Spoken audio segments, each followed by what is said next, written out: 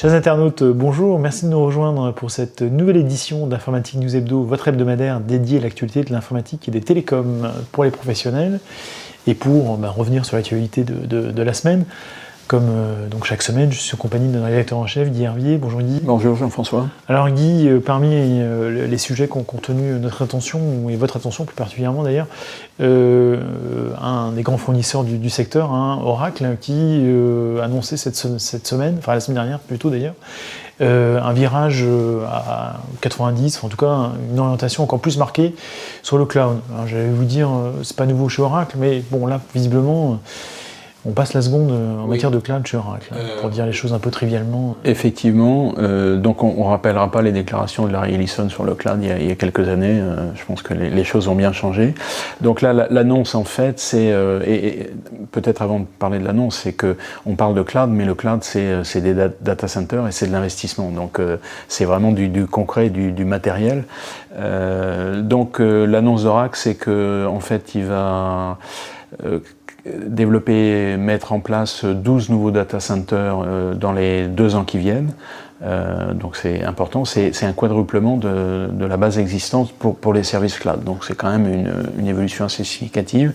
Donc il y en aura 5 en Asie, et il y en aura 1 en Arabie Saoudite. D'ailleurs dans l'annonce c'est assez amusant parce qu'il disait 6 en Asie, et il mentionnait l'Arabie Saoudite comme étant dans l'Asie. On sait que les Américains ont parfois une notion de la géographie qui est un peu particulière.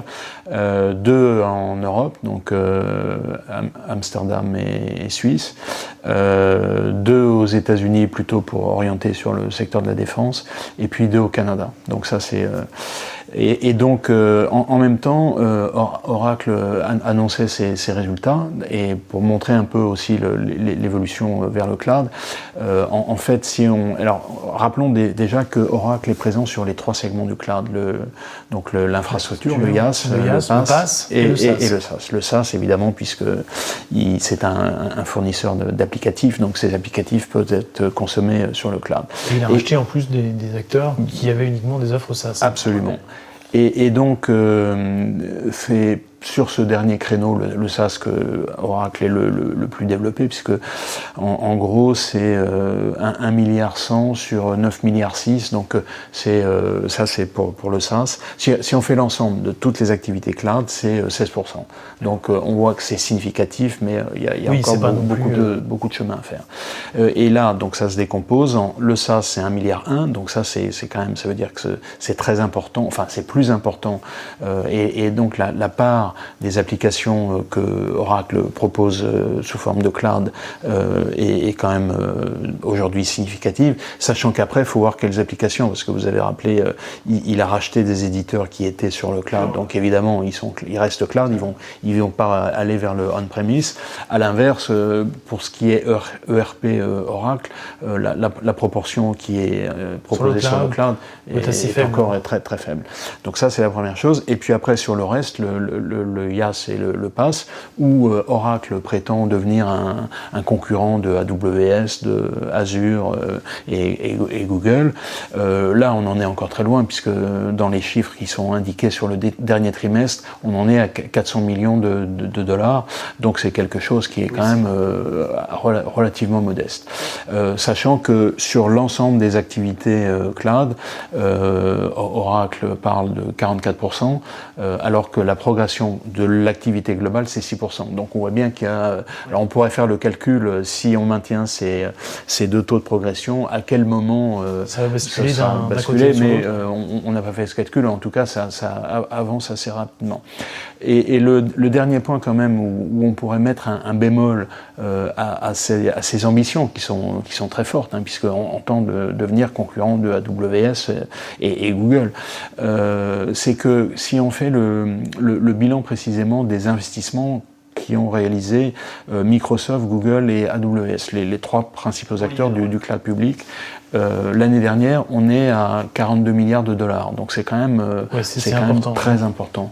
Oracle, sur l'année passée, c'est 2 milliards, donc on voit bien que on n'est pas tout à fait sur les mêmes niveaux. Alors évidemment, ces 12 nouveaux data centers, ça va démultiplier, mais en tout cas, avant même que, parce qu'une fois qu'on a les data centers, il faut proposer les services. Donc on en est là pour l'instant au niveau des pelles et des pioches, quoi. Donc on suivra ça avec attention, et puis on regardera On précisément. a quand même un peu l'impression, pour venir sur cette histoire de tiercer des cloud providers, que la messe est un peu dite, et on voit mal aujourd'hui un nouvel acteur, IBM, qui a quand même des moyens importants, s'y essaye. Ça n'a pas l'air très facile. Donc Oracle arrive peut-être un peu après la bataille quand même. Si vous vous souvenez, alors on n'est pas tout à fait dans le même registre, mais Google au début, quand on disait Google c'est le leader des moteurs de recherche, il disait toujours on est à un clic c'est-à-dire qu'en gros l'idée c'est que rien n'empêcherait un utilisateur de changer de moteur de recherche. Et puis la réalité c'est que Google archi-domine. Donc comme vous dites, j'aurais plutôt tendance effectivement à penser que la messe est dite, mais enfin, voyons. Puisqu'on parle de marché du cloud, je fais une transition un peu audacieuse, et pour parler d'un acteur français, une licorne. Alors je ne sais pas d'ailleurs si on peut encore parler de licorne, mais en termes de valorisation, je pense, Sigfox, qui œuvre, on le sait, sur le marché des réseaux dédiés à l'Internet des objets, et qui annonce la semaine dernière ses ambitions en matière d'objets connectés, avec toujours des volumétries aussi incroyables, j'allais dire. Alors, à la fois ses résultats et ses ambitions, donc effectivement, on rappelle que Sigfox est quand même une réussite française. C'est une société qui a été créée en 2009 à Toulouse, dans le domaine alors à l'époque on parlait du M2M, machine to machine, maintenant on parle de Internet des objets. C'est terme marketing, ça a changé, mais enfin l'idée est toujours la même, avec une technologie ultra narrowband, et quand on basse regarde, consommation. très basse consommation, basse énergie, donc, et quand on regarde dans le détail, donc on est sur des fréquences qui sont très élevées, il n'y a pas besoin de licence pour utiliser, mais le volume des données qui sont transmises est ridicule. Oui, enfin... Non, pas ridicule, il est adapté à l'usage. Il est très réduit en tout cas. C'est quelques objets, quelques octets, donc c'est vraiment pas grand-chose. Néanmoins, effectivement, pour relever un compteur électrique, peut-être que ça suffit. Donc Sigfox faisait le point, donc effectivement a levé 280 millions d'euros depuis sa création, donc c'est quand même significatif. Annoncé un chiffre d'affaires de 50 millions d'euros, et puis 70 millions d'euros pour 2018, 2,5 millions d'objets connectés qui vont passer à 6 millions en fin d'année, donc il y a une progression assez significative. La question effectivement c'est est-ce que cette technologie va perdurer avec, on sait qu'il y a l'arrivée de la 5G qui n'est pas tout à fait dans le même registre, mais est-ce que vraiment cette technologie basse consommation, faible débit et finalement va perdurer. Sachant qu'en plus, je vous coupe, Guy, mais il y a une sorte d'une guerre de normes, parce que Orange est sur LoRa. Voilà, c'est ça. Donc il y a ça qui en rajoute, on ne sait pas laquelle va gagner. Donc c'est quelque chose qui est vraiment en devenir, on va dire. Il y a ça, et puis il y a aussi le fait que comme on est sur donc Internet des objets, ça veut dire beaucoup d'objets. Enfin, on parle beaucoup d'objets. On se ramène un peu à la problématique des puces RFID, c'est-à-dire finalement ce qui va être déterminant, c'est le coût. Pour avoir des objets qui permettront de faire cette transmission bidirectionnelle des données. Et là, à l'occasion de cette présentation, Sigfox montrait un prototype qui abaissait le module IoT à 20 centimes d'euros, alors qu'on en est, donc c'est 6 fois moins cher que le prix actuellement. Alors on se dit, 20 centimes c'est rien, mais quand on multiplie ça par des millions qu'il faut installer un peu partout, voilà, donc ça change un peu la problématique. Et puis dernier point aussi à évoquer, c'est donc ça c'était je dirais le fondateur de Sigfox qui parlait un peu de sa problématique. Ça c'était pas la présentation, mais au travers d'un article dans la Tribune, où il s'inquiétait un petit peu de son devenir dans l'entreprise, parce qu'évidemment au fur et à mesure qu'il y a eu ces levées d'argent, sa participation dans l'entreprise diminue, ça c'est une première chose. Et puis, donc Sigfox, il le disait lui-même, a déjà eu une offre à 1 milliard d'euros. C'est ça que je parlais de donc c'est une somme importante, donc qu'il a refusé. Mais il disait, si on a une offre à 2 ou 3 milliards, là, les choses seront un petit peu différentes. Donc c'est vrai que, est-ce que Sigfox va rester indépendante? Bon, là, la question est posée, on n'a pas la réponse, mais en tout cas, c'est une belle réussite française qu'on voulait présenter. En tout cas, on espère que la destinée ne sera pas celle d'autres startups françaises qui malheureusement ont une fâcheuse tendance à se faire racheter par des acteurs étrangers. Et on a vu, je pense au cas de Weezings, bon, c'est pas de l'informatique professionnelle, mais qui a été racheté par Nokia il y a maintenant 2 ans, et puis finalement Nokia n'en fait pas grand-chose. Bon. En tout cas, c'est pas toujours, évidemment, ces problématiques de croissance des startups françaises restent toujours posées.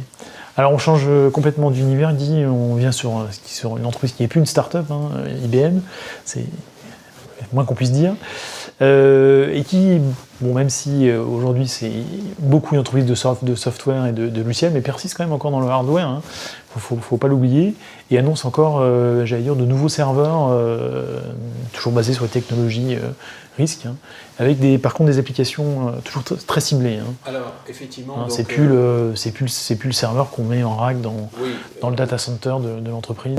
On le sait, IBM a abandonné les serveurs dits de commodité, donc les x86 d'entrée de gamme, mais bon, les x86 en général, pour se concentrer sur ces deux piliers qui sont les mainframes d'un côté et puis les serveurs power de l'autre, qui, d'ailleurs, l'architecture matérielle a repris, je dirais, les différentes gammes, milieu de gamme qui existaient chez IBM, en particulier, alors je ne veux pas dire les IBM 38, parce que là, ça ferait un peu ancien, mais enfin, les systèmes I, donc, étaient dans la dernière... Donc ça veut dire que dans un Power, on peut faire tourner des applications AS400, on va dire, pour le simplifier, ou des applications AX ou des applications Linux. Ça, c'est du legacy. Voilà. Et donc, effectivement, le Power 9, c'est la dernière génération de puces RISC IBM. Les premiers serveurs avaient été annoncés en décembre dernier. Et là, on a une famille de 6 nouveaux serveurs qui arrivent. Donc, il y en a 3 qui sont des serveurs, on va dire, généralistes, sur lesquels on peut faire tourner les trois systèmes d'exploitation. Donc, AX, Linux, Unix IBM, Linux, et puis le système I, donc tout ce qui est AS400, donc ça c'est 3 serveurs généralistes, 2 serveurs donc des appliances finalement qui sont optimisés pour HANA, SAP, on sait qu'il y a un partenariat, un accord entre IBM et SAP qui est assez fort, et puis un troisième, un sixième, donc sixième serveur, qui lui sera plutôt dédié uniquement Linux. Sachant que si on revient à ces puces Power, en fait il y a deux familles différentes, il y a les Power SO et les Power SU, donc c'est Scale Out et Scale Up. Donc Scale Out en gros c'est, je dirais, pour les serveurs qu'on peut faire croître avec la demande, donc c'est ceux dont on vient de parler, et puis les Scale Up c'est ceux qui vont venir un peu plus tard, on est dans le HPC, donc on est dans le calcul de très haute performance, et donc c'est en particulier, on avait mentionné il n'y a pas très longtemps les 2 supercalculateurs qu'IBM est en train de développer aux États-Unis, et donc vont utiliser ces puces, ces processeurs-là. Donc bon, c'était important de le mentionner, même si, comme vous l'avez rappelé, l'activité matérielle chez IBM représente aujourd'hui moins de 10% de l'activité. On peut plus tellement parler du constructeur IBM, même si on en parle encore. Et on en parlera, à mon avis, en quelques années. Très bien, ça c'était pour la semaine passée, pardon, pour la semaine à venir, et pour le coup là c'est plus que la semaine à venir. On revient sur une annonce au niveau de la RATP sur la fameuse dématérialisation des titres de transport, pour dire les choses un peu de manière évoluée. C'est la fin du ticket, en tout cas. La RATP nous promet la fin du ticket. On a déjà eu la fin du poinçonneur, c'est ça ? Oui. Et là maintenant, le ticket, c'est bientôt fini. Alors, il y a encore un peu de temps. Il y a encore un peu de temps, donc c'est à horizon 2020-2021. Donc c'était une annonce qui a été faite une présentation qui a été faite par Île-de-France Mobilité. Alors Île-de-France Mobilité, oui, en fait, c'est le nouveau nom de Steve. Et donc, effectivement, alors, on espérait qu'il y ait en première annonce la généralisation de la 4G. Non, ça, c'est pas arrivé. Malheureusement, c'est un peu dommage parce que, bon, il y a quelques lignes. Le métro aérien, ça passe quand on est en l'air, ça passe. Donc, il faut se dépêcher pour capter ce qu'on veut. Mais bon, c'est pas encore le cas. Donc là, effectivement, c'est tout ce qui concerne le titre de transport. Comme vous l'avez dit, c'est la disparition du ticket de métro en 2021. Donc ça va se faire par étapes, avec la possibilité donc alors il y aura évidemment l'équivalent des cartes Navigo, et puis il y aura tout sera basé sur technologie NFC. Donc ça veut dire que ça pourrait fonctionner avec un smartphone. Alors, ce sera effectivement, c'est l'autre solution. Donc, une carte type Oyster qu'on utilise au métro de Londres, par exemple. Aux États-Unis, oui, mais sauf que c'est bande magnétique encore. Hein, donc, c'est pas très évolué. Quand on prend le métro à New York, c'est une carte magnétique, mais bon, faut la passer dans le truc. C'est pas technologie NFC. Non. Donc, à Londres, oui, c'est ça. Alors, donc ça, c'est les titres de transport dématérialisé, mais pas tellement, parce qu'il y a quand même un support. Et puis, il y a la possibilité de faire la même chose sur son smartphone, avec une technologie qui, a priori, permet de faire fonctionner, même si le smartphone est éteint, et même si la batterie est à plat. Donc, j'avoue que je n'ai pas encore regardé dans le détail, mais effectivement, c'est la question qu'on peut se poser, c'est que, par exemple, quand vous embarquez dans l'avion et vous avez votre carte d'embarquement sur le smartphone, la question, c'est toujours, et si, est-ce que j'ai pas de batterie, si j'arrive pas donc bon, là a priori le problème est réglé, et effectivement vous citiez le poinçonneur, donc on aura une pensée émue pour le poinçonneur du lilas, et quand je pense que nous qui avons connu le ticket de métro, bon, il y en a encore, mais on a même connu les anciens tickets de bus, je sais pas si vous vous souvenez, les carnets de tickets de bus, donc bon, on aura vraiment une pensée doublement émue pour le fameux poinçonneur des lilas, et quand on écoutera la chanson de Serge Gainsbourg, on pourra avoir une petite larme.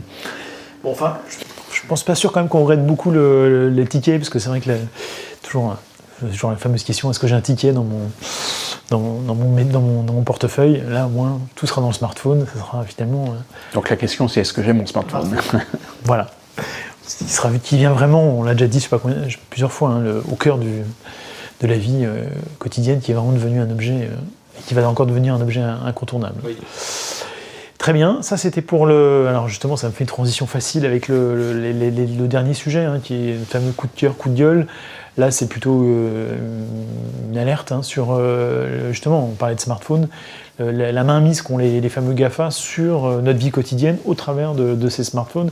Et c'était une alerte récemment de l'ARCEP, c'est ça? Oui, c'est ça, c'est le président de l'ARCEP, Sébastien Soriano, qui s'est fondu d'un article dans le Nouvel Obs, en fait, qui est aussi en parallèle d'une action sur laquelle l'ARCEP est en train de travailler, justement sur le smartphone comme port d'entrée sur l'Internet, et comment les GAFA finalement régissent un peu tout ça, et nous enferment dans des solutions qu'elles ont envie de nous voir adopter, et donc c'est par rapport à l'idée de l'Internet du départ, où c'était complètement ouvert, le smartphone a commencé à refermer un peu, et en fait à nous orienter vers des usages qui finalement donc ça, c'était effectivement l'alerte qu'a lancé le président de l'ARCEP. Donc ça, c'était une première chose que je voulais mentionner. Et puis une deuxième qui a été faite en fin de semaine dernière, donc Cisco, qui annonçait, suite à la réforme fiscale aux États-Unis,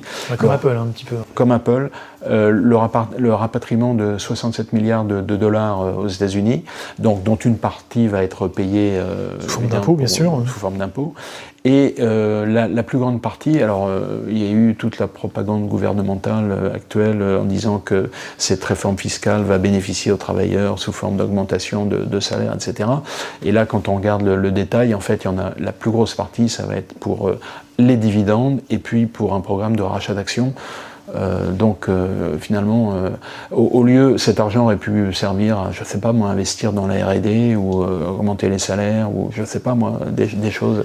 Non, là c'est vraiment fortement orienté. Donc là, pour le coup, c'était un peu un coup de gueule. Puis c'est aussi intéressant quand même pour la vision d'avenir de Cisco. C'est-à-dire que Cisco n'a pas forcément aujourd'hui de piste de développement pour employer Scash, pour acheter d'autres activités. Soit racheter des entreprises, soit faire de la R&D elle-même, parce que quand on regarde la concurrence chinoise, en particulier Huawei, on aurait plutôt tendance à dire il faut mettre les bouchées doubles sur la recherche et développement.